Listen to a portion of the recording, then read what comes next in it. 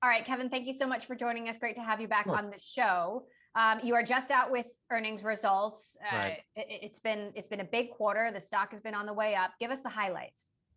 At the highest level of abstraction, we've been on a 5-year transformation. And when you look at where we landed Q4, and more importantly, all of 2020, we operated through a pandemic. We're more relevant now than ever. And all the faster growth portions of our portfolio, they comprise the larger half of the company. So I feel like you're looking at momentum going into 2021 with FireEye. 2020, we had a record year in revenue, a record year in billings, even though we didn't guide to billings, a record year in ARR, record year in operating income, and it's just record after record. So very pleased with the performance of the team in 2020. So what's your outlook in coming quarters as a vaccine rolls out and people presumably start going back to the office? Well, I think a lot of it depends on the pandemic, but at the same time frame, a lot of things emerged. I almost felt like a shift change in cybersecurity after the SolarWinds implant. People are recognizing you can have an implant in a network. 18,000 companies could be impacted by that implant, and nothing detected it. It took FireEye doing an investigation to find, hey, there's an implant in a third-party supply chain. And so people want to know, how effective is our security? We're buying all this stuff, and wait a minute, 9 months? It took 9 months till somebody discovered this implant? That seems like an awful long time. So I think you have a more discerning buyer in security.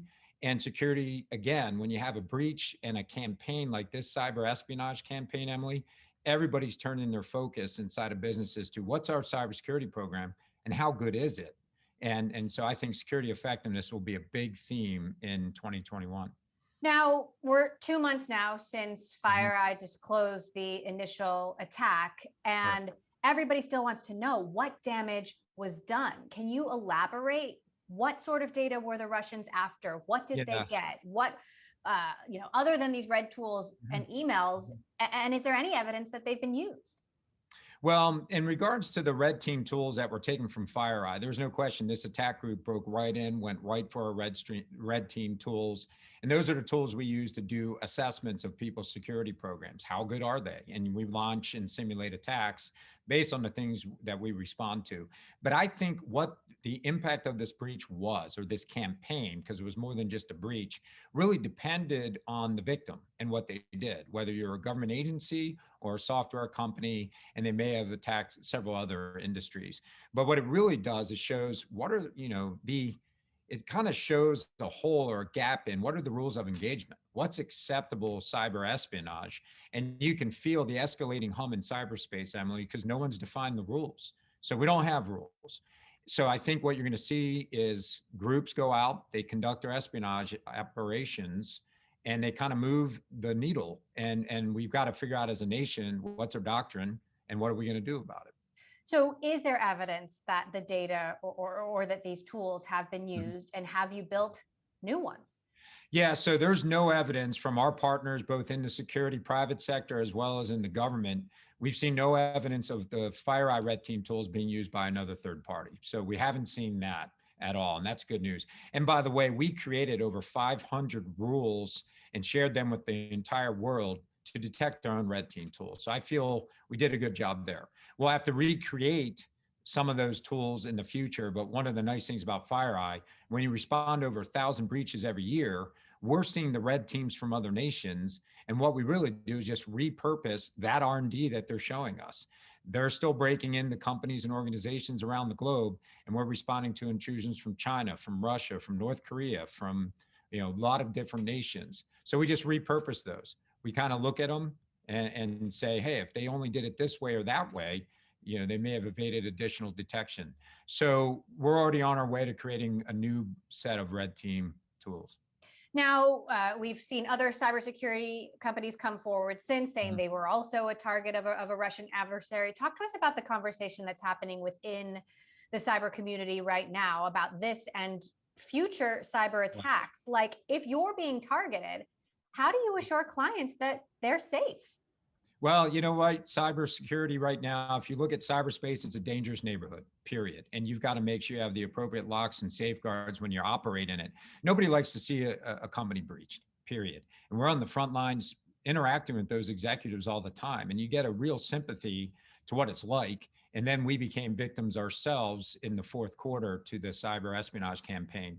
When I talk to other security vendors, we know we're in this together, that ultimately there's an obligation. We're stewards for our shareholders as CEOs, but we also recognize we have to protect cyberspace. We have to protect critical infrastructure.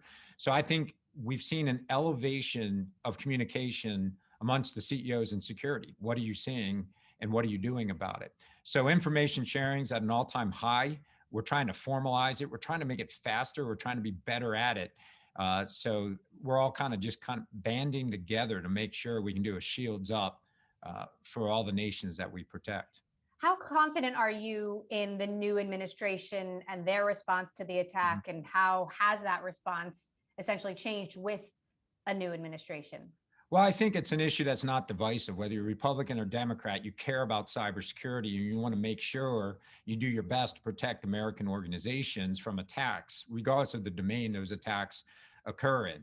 I've seen some good appointments. We know a lot of the folks in the administration, and I'm very confident that we're going to take steps to try to establish bright lines in cyberspace, that we're going to try to impose risks or repercussions to those who attack American organizations. So I'm confident we're going to do things differently. Even if we do something as simple as communicate doctrine, here's the rules of the road, and this is what we believe in as a nation, you'll see other nations adapt those and think about what they do on offense before they attack the United States. So as far as you're concerned, what are the outstanding questions? What are you still trying to figure out about this attack? And do you think we'll get more clarity in the next month or the next 6 months from either companies like FireEye or the federal government? Well, I think we had great fidelity inside of FireEye, and I know there's other organizations doing investigations, and we've done a good job as an industry. We've really locked in on the fingerprints of this attack. We know the tools, tactics, and procedures that are used by this group that planted an implant in the SolarWinds platform. So I think we're going to get high fidelity. I don't know how much of it's going to emerge publicly, but I think when it comes to the fingerprint, that's all going to be shared.